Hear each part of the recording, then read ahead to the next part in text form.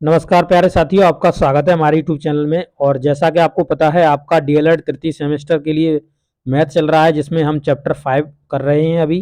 तो इसके 5 वीडियो पहले से ही जा चुके हैं और आज हम पढ़ने जा रहे हैं वीडियो 6 के अंतर्गत प्रधानमंत्री जन धन योजना के बारे में। तो प्रधानमंत्री जन धन योजना क्या थी, ये क्यों चलाई गई थी, इसके क्या उद्देश्य थे, क्या उद्देश्य उनके पूरे हुए कि नहीं हुए, जो सरकार ने लक्ष्य रखा था और सरकार ने लक्ष्य प्राप्त कर पाया या नहीं कर पाया, किस तरीके से इसने लोगों की सहायता करी। तो ये सब इस वीडियो के अंतर्गत हम जानने का प्रयास करेंगे।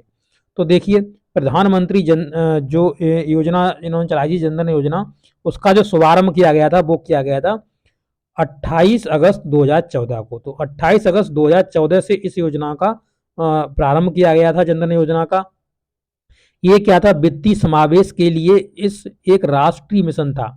ये राष्ट्र स्तर पर आपका चलाया गया था, के रूप में शुरू किया गया। इस मिशन का उद्देश्य वहन करने योग्य तरीके, जैसे बैंकिंग, बचत में जमा खाता, भेजी गई राशि, रकम, कर्ज, बीमा, पेंशन, वित्तीय सेवाओं तक पहुंच सुनिश्चित करना इस योजना का प्रमुख उद्देश्य था। प्रत्येक परिवार के लिए कम से कम एक खाता सुनिश्चित करना ऐसा उद्देश्य रखा गया था और यह कार्यक्रम वित्त मंत्रालय द्वारा क्रियान्वित किया जा रहा है। तो ये जो कार्यक्रम है वो किसके द्वारा चलाया जा रहा है, तो वित्त मंत्रालय द्वारा चलाया जा रहा है। तो आप देख सकते हैं यहाँ पर जो सरकार थी उसने एक जनधन योजना करके क्या करा था, सभी लोगों के बैंक अकाउंट्स खुलवाने चालू करे थे 28 अगस्त 2014 से।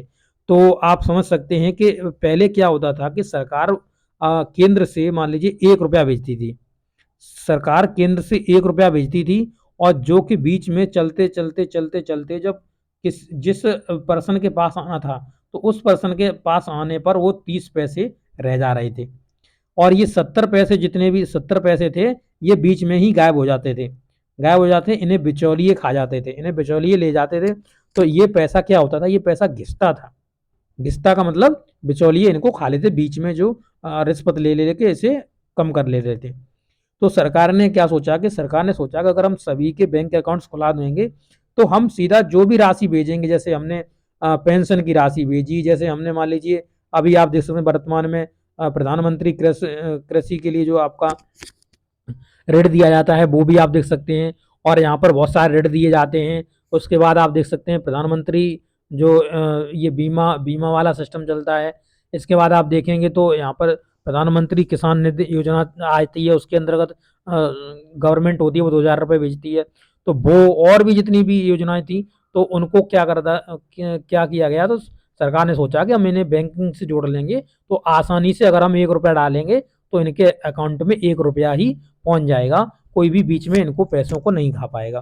तो ये गवर्नमेंट का एक लक्ष्य था जिसके अंतर्गत इन्होंने ये कार्यक्रम चलाया है।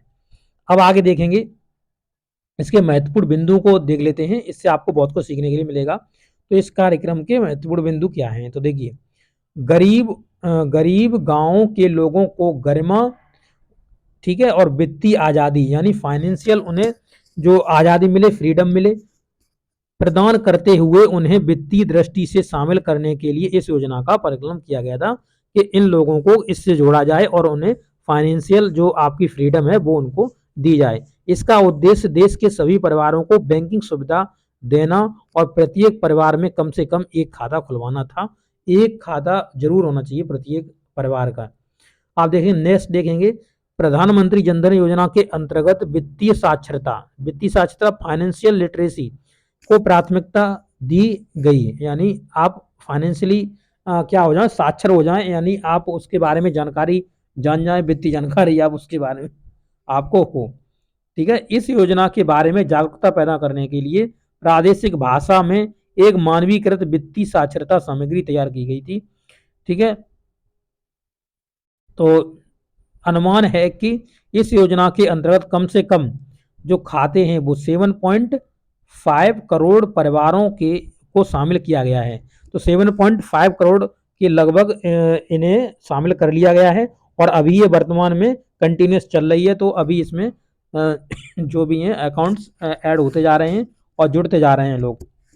नेक्स्ट देखेंगे, एक बैंक खाते के साथ प्रत्येक परिवार की बैंकिंग ऋण सुविधाएं तक पहुंचानी होंगी। पहुंच होगी, इससे वह साहूकारों के चंगुल से निकल सकेंगे। साहूकार मतलब जो कि मान लीजिए लैंडलॉर्ड होते थे, यानी जो हम अपने गांव में जैसे क्या होता था, किसी के पैसे की बहुत ज़रूरत है तो किसी साहूकार के पास चला गया, किसी लैंडलॉर्ड के पास चला गया और वहाँ से जा कर के उससे पैसे लिए, तो उसने कहा कि हम आपको मान लीजिए 5% पर देंगे ब्याज, कोई कह रहा हम 8% पे ब्याज देंगे। तो इस तरीके से क्या होते थे, ये साहूकार इनको लूटते रहते थे लोगों को। तो उनके चंगलों से निकालने के लिए भी सरकार ने क्या कहा था कि आप हमसे ले जाइए, हम आपसे बहुत कम ब्याज लेंगे। जैसे कि आप अभी वर्तमान समय में जान सकते हैं कि आप जो आपकी जो खेती पर आपको जो ऋण मिलता है किसानों को, तो वो बहुत ही कम इंटरेस्ट पे मिलता है। ठीक है, आपात जरूरतों के कारण वित्तीय संकट को दूर कर सकेंगे। तो ये वित्तीय संकट जो भी आपके पास फाइनेंशियल आपके पास जो प्रॉब्लम्स हैं उनको आप दूर कर पाएंगे। सबसे महत्वपूर्ण अनेक अनेक साझा वित्तीय उत्पादकों को लाभान्वित कर पाएंगे। तो ये आपके लिए ये उद्देश्य आपके रखे गए हैं, आप देख सकते हैं। और इसका महत्वपूर्ण बिंदु देख लीजिए, पहले कदम के रूप में प्रत्येक खाता धारक को, यानी पहले कदम के रूप में, यानी इसके फेजेस चलाए गए थे। उसमें पहला जो फेज था उसमें 1 लाख रुपए का दुर्घटना बीमा आपके लिए दिया गया। ठीक है, ये आपका दुर्घटना बीमा आपका ऑलरेडी चलता है इस पर बैंक अकाउंट पर, जो आपने बैंक अकाउंट खुलाया हुआ है। के साथ साथ डेबिट कार्ड मिलेगा, डेबिट कार्ड जिससे आप पैसे निकाल सकते हैं एटीएम में जाकर के, वो डेबिट कार्ड आपको दिया गया। 26 जनवरी 2015 तक प्रधानमंत्री जनधन योजना के अंतर्गत खाता खोलने वालों की संख्या कितनी थी, यानी खाता खोलने वालों को 30,000 रुपए का जीवन बीमा भी मिलेगा।